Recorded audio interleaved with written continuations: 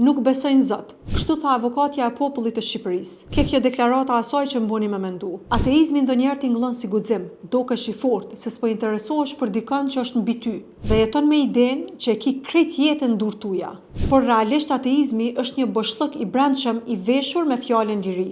Kur njeriu nuk beson Zot, gjithçka për atë njeri është e pakuptimt, sepse sipas kësaj ideologjie ne ekzistojmë aksidentalisht. Edhe kur një njeri i cili nuk beson zgjohet një ditë dhe ka nevojë me shtru pyetjen pse, atëherë nuk ka ku me e drejtu. Përderisa gjithçka po e llogarit si aksident apo rastësi. Edhe kur njeriu thot nuk besoj, brendësia e tij kërkon diçka. Është një boshllëk brenda që kërkon me u përmbush, por që s'po e gjen rrugën për me arrit deri te përmbushja. Sepse njeriu e ka të nevojshme me u dhënë gjërave kuptim. E nëse për ne gjëja më e rëndësishme ekzistenca jonë është rastësi, atëherë gjithçka tjetër është e pakuptimt. Ateizmi nuk e shoh shumë si mungesë besimi, më shumë e shoh si mungesë shpresë. Sa njeriu çaq shumë e ka humb shpresën edhe është zhgënjy, sa nuk arrin me u kap diku. Natyra njerëzore ka nevojë për një strukturë në jetë. Do thot me pas parime në të cilat bazohet e jo me jetu veç hajt. Na mundemi mu mundu me kriju sa ma shumë verzione për mirëqenien tonë në jetë. Por derisa ta zbulojmë se cili është verzioni jonë më i mirë, atëherë vitet kalojnë edhe vjen koha kur njeriu edhe vdes.